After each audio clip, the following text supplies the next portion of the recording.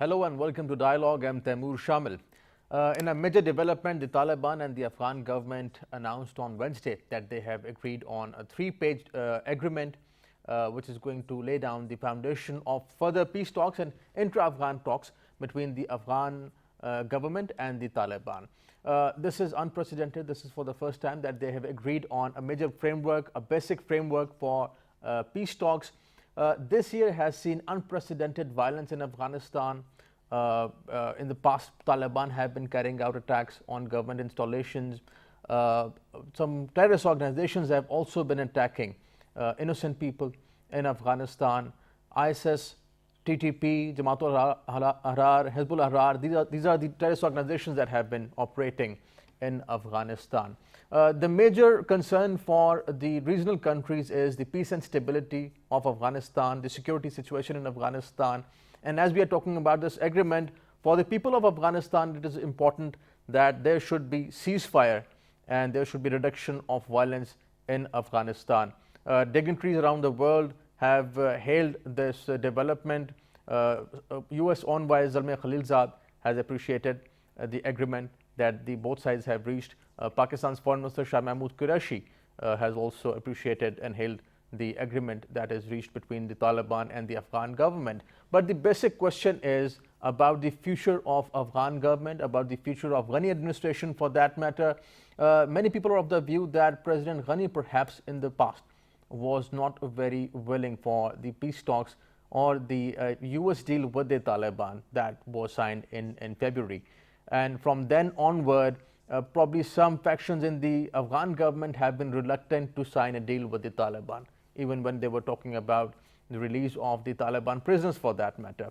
Also, that Abdullah has been primarily pushing the efforts for peace in Afghanistan. We'll talk about this and the future of Afghan government, the future of peace and stability in Afghanistan, and the future of Pakistan-Afghanistan relations. Recently, a few days back, Prime Minister Imran Khan visited Afghanistan, Kabul. That was his maiden trip, and he categorically mentioned that Pakistan and Afghanistan would do anything that would ensure peace and stability in Afghanistan, and that both countries are looking for cooperation. But Pakistan's main concerns are the terrorist organizations operating from Afghanistan and carrying out attacks inside Pakistan. TTP, Jamaat-ul-Ahrar, and Hezbollah, along with ISIS, are the main concerns, the main terrorist organizations which have been targeting the innocent Afghan people and the innocent Pakistani people. We're going to discuss about this with our special guest. We are joined by Adam Weinstein. He's a renowned expert on Afghan affairs. He's also a research fellow at the Quincy Institute for Responsible Statecraft. Had a wide experience in Afghanistan. Welcome to the program, Mr. Weinstein. We are joined by Mr. Tariq Farhadi, renowned expert on Afghanistan, and was also the former advisor to the former Afghan President Hamid Karzai in Afghanistan. And welcome you both. I'll start my question with Mr. Farhadi, talking about this deal first of all. How do you see this basic agreement that is reached between the Taliban and the Afghan government? What is the future now of the intra-Afghan talks, and how do you see the Ghani administration, their approach towards specifically this agreement and their own future? Assalamu alaikum. Thank you very much for inviting me. It's a pleasure to be on Pakistan TV World and to be speaking with my brothers and sisters in Pakistan and with yourself. Thank you. Most welcome. It has been a difficult process as you have been following it. The Taliban have not diminished in size.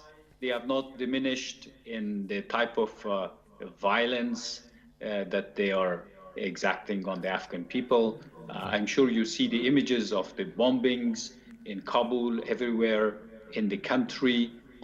Civilians really victims of this war, children, journalists. I know you're a journalist. You would be sensitive to that. The situation in Afghanistan is very, very difficult. The government, unfortunately, has not had enough support outside the big cities. and this is one of the reasons why the Taliban have not disappeared. Because if the government had support outside the big cities, the Taliban would not be able to survive society, basically. But the fact that they are there and they are a reality brings us to the conclusion that the government, although helped by the international community and also supported militarily, has been struggling, to be frank, to win over the Taliban. Right. Military specialists say that there is no side winning this war. Neither the Taliban will win, neither the government will win, but with time, violence is going to take the lives of the people who are not in armored cars or in well-guarded palaces. So here we have a situation where the continuation of this situation, the cost of it is paid by the civilians in Afghanistan. Nobody wants that. I'm sure our sisters and brothers in Pakistan also would like to see Afghanistan in peace, because I would like to talk later about the opportunities for a peaceful Afghanistan and how it can be good for Pakistan as well. Right. Mr. Fardi, please stay with us. Mr. Weinstein, talking about the future of this deal, let's say, the future of intra-Afghan talks, how do you see it? And most importantly, the future of Ghani administration, because many people, Afghan experts, are of the view that probably President Ghani wasn't very much happy with the intra-Afghan deal, probably with the US Taliban deal primarily. And so how do you see the future of Ghani administration and the future of this intra-Afghan talks? Well, thanks for having me. Talks like these are always difficult. It's not surprising that it's taken them this long just to come up with rules and procedures, although I do think some of the movement has to do with the uncertainty of what the Biden administration must do. And what I mean by that is I think, the assurance of indefinite presence by U.S. troops actually deters compromise on the part of the Afghan government, even though it provides their negotiators some leverage over the Taliban. So it's a double-edged sword. And I do think the negotiators realize that the U.S. is leaving. I'm not sure President Ghani has reconciled himself with that reality yet. I think President Ghani views a U.S. departure or even an interim agreement as an existential threat to his political career. I don't think he sees an outcome, even if there's an interim government or any kind of political settlement in which he retains power. In fact, I think he might think that he has to flee the country. And I think that's the elephant in the room. So it's not surprising when I read reports that the Ghani administration is not being completely cooperative with talks. That being said, that doesn't excuse the reign of terror that the Taliban has taken and the escalations in violence in Helmand and Kandahar and in Kabul. I think the Taliban are most responsible for the slow progress of these talks. But Ghani receives support from the United States. The Afghan government receives support from international partners, and it's unacceptable if the Ghani administration is not taking these talks seriously. So I think it's possible to achieve a settlement, but it's going to require real progress by both the Taliban and the Kabul government, and that's difficult. That's difficult, right. Mr. Fardi, while we talk about the intra-Afghan talks and the future of it, the main concern for, I think, the Taliban and the US is the withdrawal of the US forces from Afghanistan. That is very important for the Taliban. Probably that is very also, to some extent, important for the Afghan administration. How do you see that? The reports are that probably the President-elect Biden is going to keep some sort of US troops presence in Afghanistan. Would that be acceptable to the Taliban? Can we go on with this kind of agreement, let's say? Well, it will be a matter of negotiation with the Taliban. The Taliban have justified and continued their war in the last, let's say, 16 years, saying that they are fighting against occupation. And President Trump had almost promised them that he will exit Afghanistan. So then the Taliban would have achieved their goal, which was the end of occupation, quote unquote, because Kabul doesn't see it as occupation. Because the US troops came to Afghanistan with a coalition based on a resolution of the United Nations 18 years ago. But that's the past. Now, if President-elect Biden takes the file, takes a look, thinks that he would like to stay for a bit longer, and that's why the Americans announced yesterday that 2 of the bases will be kept, the larger bases.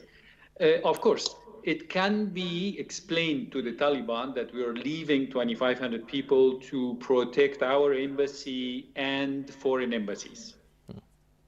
So under this explanation, the Taliban might agree to a very limited US presence in Afghanistan. But in exchange, the Taliban will seek also some sort of interim setup for the government where they are going to be part of the power as well. Because they have to, if they agree to something, they have to obtain something in this negotiation, and they have to be able to explain it to their fighters on the ground. Estimates vary that there is between 60,000 and 100,000 Taliban fighters. It is only under an interim setup where some of the Taliban will come and participate in the power structure that there could be a future for these fighters to give up fighting or to become part of the Afghan army, or whatever it is that it will be. It's up for negotiation. But the Taliban, in order to explain that to their troops, they have to also explain that the Americans left, except for a very small contingent that is protecting the American embassy and Western embassies. Right, right. And Mr. Weinstein, what's your take on this? The US troops in Afghanistan, many people think that Taliban are negotiating with a point of strength, with a position of strength. They control massive parts of Afghanistan. Probably the Afghan government is not strong in many parts. They are having a deal, a negotiation with the United States and now with the Afghan government, having kind of a setup in which they would agree to give, let's say, or share power with the Afghan government and then also allow the US troops in Afghanistan. How does it sound? How do you see it? Well, most U.S. embassies around the world have a contingent of U.S. Marines that provide security. I think all but one has security. But I don't think that's what we're talking about. I think what we're talking about is whether there'll be a residual force or not. And I don't think a significant residual force would be acceptable to the Taliban or necessarily beneficial for U.S. interests, because there's a risk of mission creep and a risk of being drawn into a civil conflict. But I do agree with Mr. Farhadi that the negotiations in many ways amount to semantics over the terminology of things. There's real points of disagreement that are significant, but there's also some semantics involved over whether Afghanistan will be called an Islamic Republic or not, whether U.S. troops at the embassy amount to, continued U.S. presence or not, and some of that will come down to semantics and basically finding a compromise that allows all sides to save some face. The Taliban are fighting from a position of strength. That's just a fact. We can talk about safe havens in Pakistan. We can talk about foreign support for the Taliban. But the fact is, Mr. Farhadi was correct when he essentially made the argument, I believe, that Kabul and the Ghani administration has a legitimacy problem, especially in the south and the east. That's just a fact. There's a legitimacy problem on the ground. The fact that the Taliban receive outside support is one issue, but the Afghan government receives outside support. neither the government nor the Taliban are standing completely on their own. But there was a legitimacy vacuum that was provided due to some early mistakes by the Afghan government and by the U.S. military in deprived parts of the country. So I do think the Taliban are negotiating from a position of strength, but I also don't think it's in their interest for the country to descend into a civil war. So we'll have to see. There's a narrative that the Taliban only will accept complete control. That might be true among some factions within Taliban leadership, but I think there's other factions that do genuinely want to negotiate. I don't know what the Taliban will do. I don't think anyone knows. I think it's very difficult to understand their strategic thinking. Right. So I will have to wait and see. Right, right. And Mr. Farhadi, do you see in the future, let's say, while these intra-Afghan talks continue, some sort of, let's say, agreement on power sharing, some sort of interim government, but probably that doesn't exist in the present Afghan constitution? How do you see that? There has to be a power sharing agreement. This war can only end with a power sharing agreement. And I think these talks in Doha, what the tweets that we see from here and there talks about a roadmap. The Afghan side is asking for a ceasefire. The Taliban are asking for an Islamic government. But in fact, both of these people, what they mean is they have to get some of what they want. So I don't see a ceasefire immediately because the Taliban have not gotten what they wanted, which is part of the power. For the Afghan population, I speak today to the Pakistani population and I speak on behalf of the Afghan population. We want peace. If the price of peace is to bring the Taliban inside the government, fine, because we are not here to defend a certain person's presidency or a certain person's continuation of power. We are here at this point to bring the level of violence down, as I had mentioned at the beginning. We are here to go towards peace. For peace, there is a give and take, and elements of the Constitution will be up for negotiation. It is a war. Nobody wins the war. If anybody had won the war, they would have won in the last 2 decades. If Kabul had won the war, they would have won it when the full presence of the United States was with them. It didn't happen. So now we have to take a step back and accept the reality that this war, after the foreign troops leave Afghanistan, could become a very ugly civil war inside Afghanistan. And as civilians, we have a role to step up and avoid that. There's on one side the Taliban, harsh in their what they want. There's another side, a government which is struggling to keep legitimacy, with all kinds of corruption problem, etc. So we have to find a middle way. We have to find a neutral third party who comes in, and they could be Afghans, and say, look, neither will you get fully what you want, Taliban, neither will you get fully what you want, Mr. Ghani, but we have to now have an interim administration composed of some technocrats who can manage the delivery of services, health, education, IDPs. We have internally displaced people. As you know, we have refugees in Pakistan, and we have had them for decades. And the return of the refugees, all of that needs to be managed. So the Taliban should be part of the government, a number of technocrats who can come and bring reforms to a government that has been recognized as corrupt by the world. Because when the world met in Geneva last week, they said, we can help you, but if you stop corruption. So that was one of the conditions. So a new team is needed. that could accommodate the Taliban. It could accommodate some elements of the Ghani administration, but I don't think Mr. Ghani can stay as president. The Taliban would not accept it. Right, right. Interesting.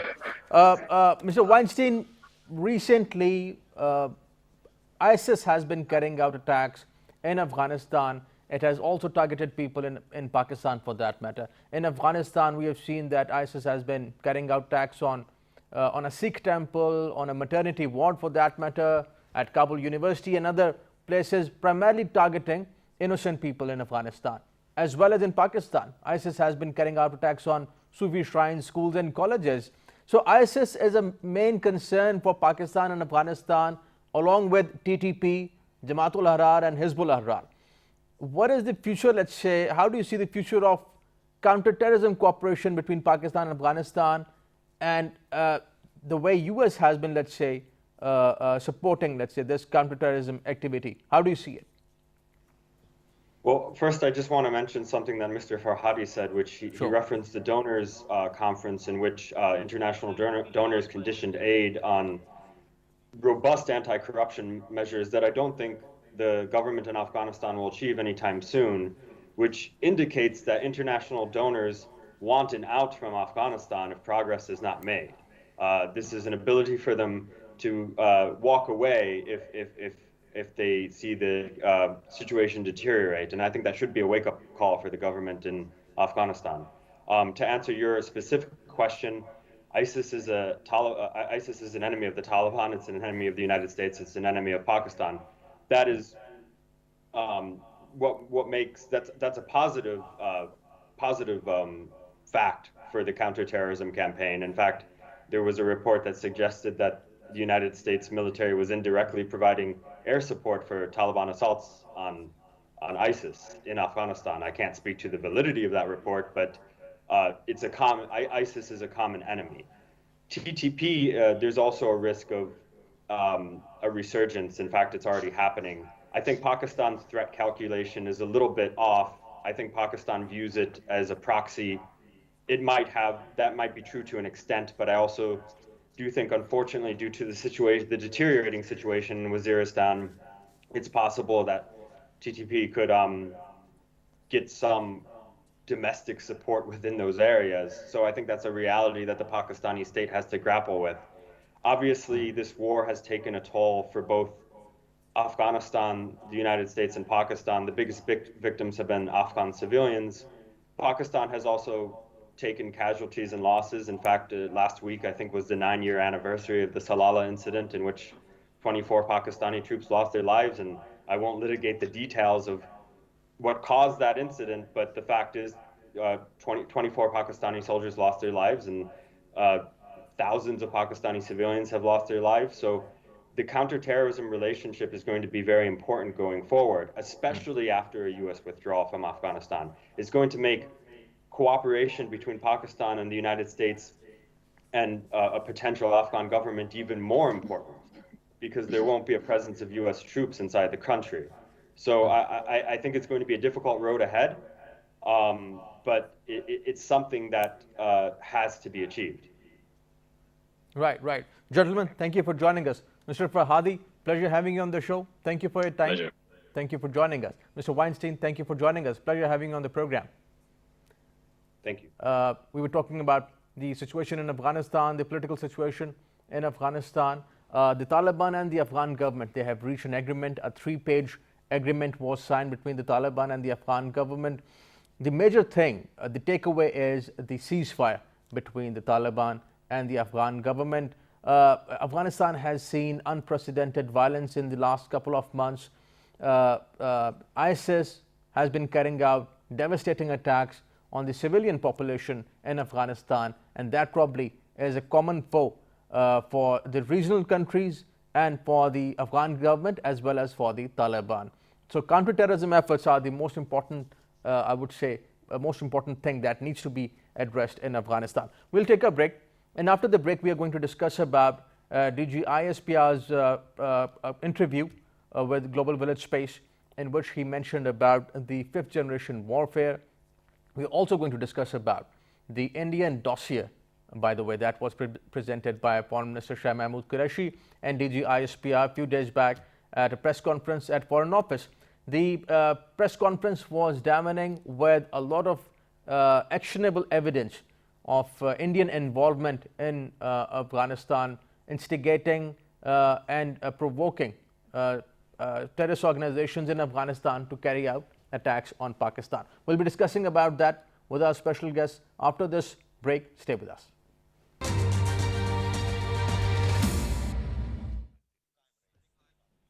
Welcome back. In a recent interview, DG ISPR General Iftikhar Babar mentioned the fifth generation warfare that Pakistan is fighting against the misinformation primarily, and a war that is imposed by India using all the misinformation and disinformation against Pakistan.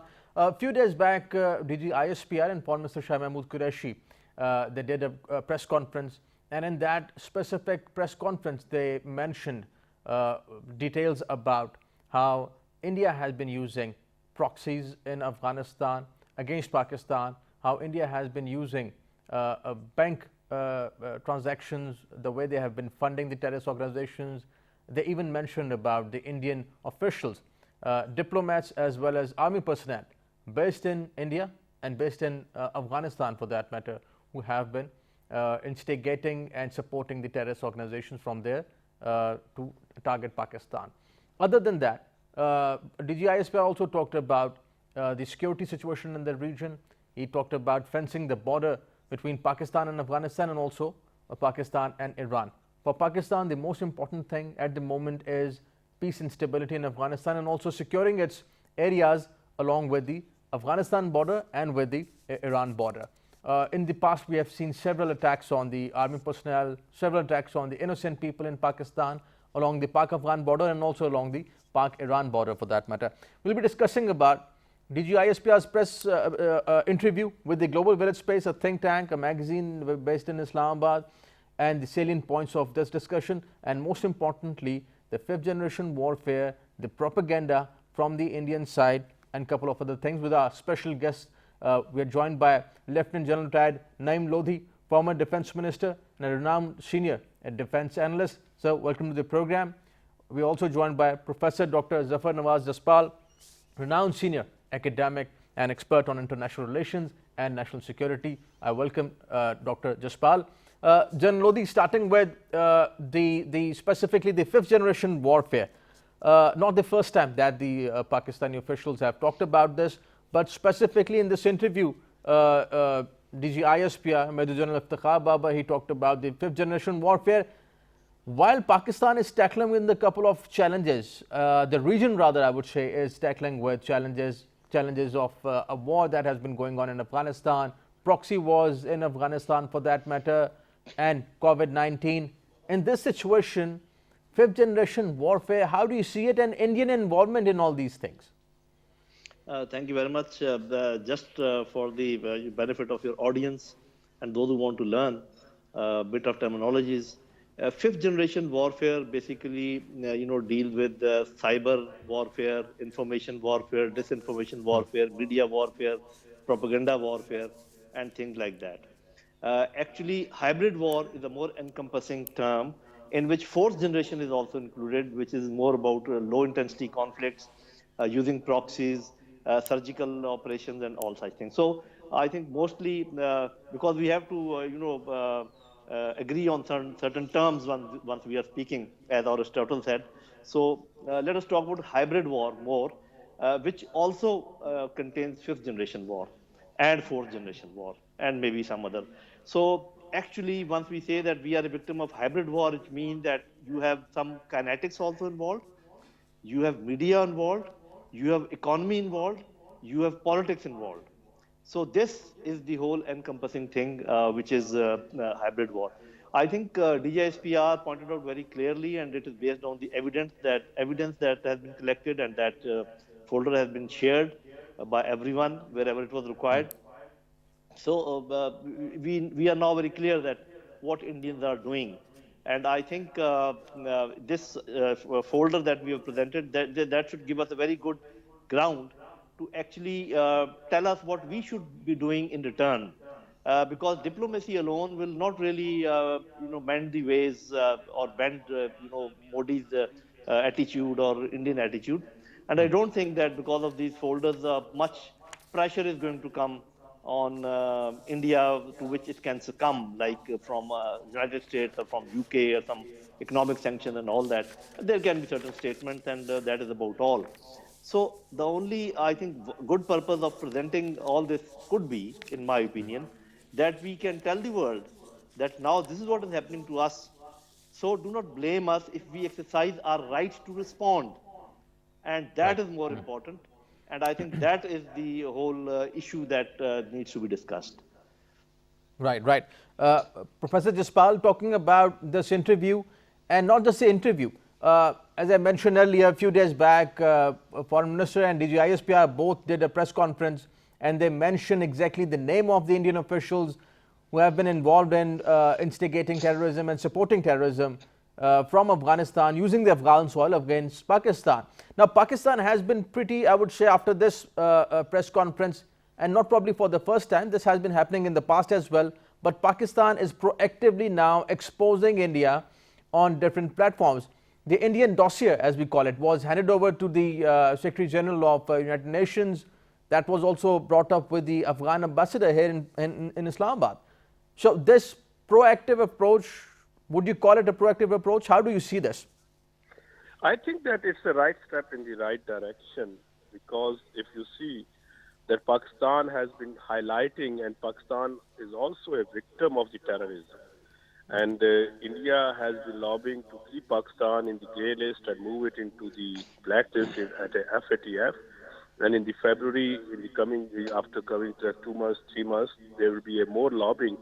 I think that Pakistan adopted a correct policy by highlighting the Indian terrorism to sensitize the international community, especially through the international United Nations Forum, that what India has been doing and what the Indian officials are, how the Indian officials have been using the Afghan soil against Pakistan. With this highlighting, definitely we are building our case against India, and we have to fight with India on all the different fronts in it, including the what we call it military front, but diplomatic. And this, in the modern time, this narrative, or you can say maligning tactics against one another, they are often pays. So by this way, of course, our tactic is not a maligning India, but exposing the Indian policies.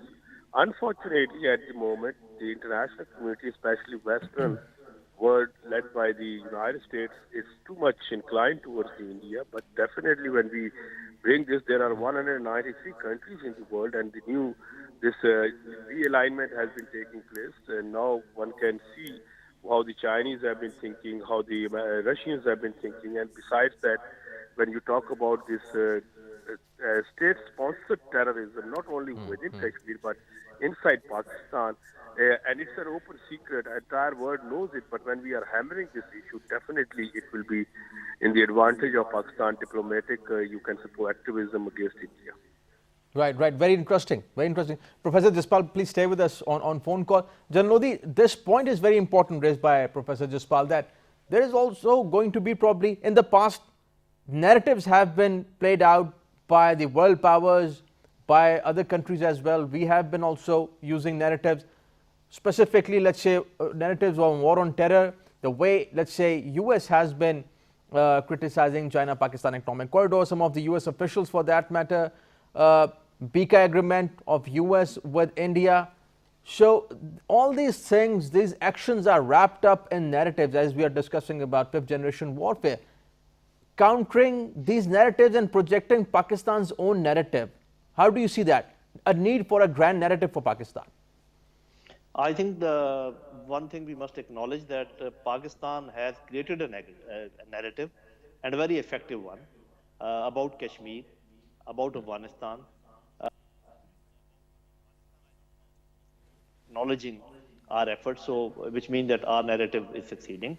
About Kashmir, I think two major differences have been made. One, that the entire world knows now that the nature of problem as far as Kashmir is concerned. And Right. secondly, they also know that the indigenous resistance movement has nothing to do with terrorism. I think these narratives have spread well. But my dear, the problem is that narratives are always built and spread and they used to make a ground for something else, for some political action, for some lawfare, for some military action. Because narrative alone cannot win you the objectives. So if Pakistan has certain objectives, which definitely we have very effectively built counter narratives. And I think now if India can shout at the top of their voice, nobody is going to listen to them that Pakistan is harboring any terrorist or Pakistan is supporting any terrorism. I think that myth has been busted. And that is, I think, one big success, thumping success, which our Foreign Office and our narrative has achieved. We must acknowledge that. But I must add hastily that this alone will not get you to your objective, will not get you what you want. So you have to also act in other fields. For example, lawfare we have done. We have started. This folder is one step, but probably the only step so far. There are so many other things we can do. Whatever is happening in Kashmir, we should get more knowledge about the units who are doing it and the people who are perpetrating it, and then take it to the higher courts. We can do many things politically, as we are doing in Gilgit-Baltistan, to give them a conditional status of a province. We can do the same for Azad Kashmir. We can Right. ask UN to hold a partial plebiscite in Azad Kashmir and Gilgit-Baltistan. If they refuse that, which is very likely, we should then go for a referendum and call all the international observers to come and see what the people of this area want, which can be later on extended to the Indian occupied Kashmir. We can have government in exile. We can have so many other things. But this narrative alone is a theoretical thing. It gives you a playing field where you have to play other options, as I am just mentioning. So unless you do that, this narrative alone will not get you anywhere. Right, right. And Professor Jaspal, it's a realist world.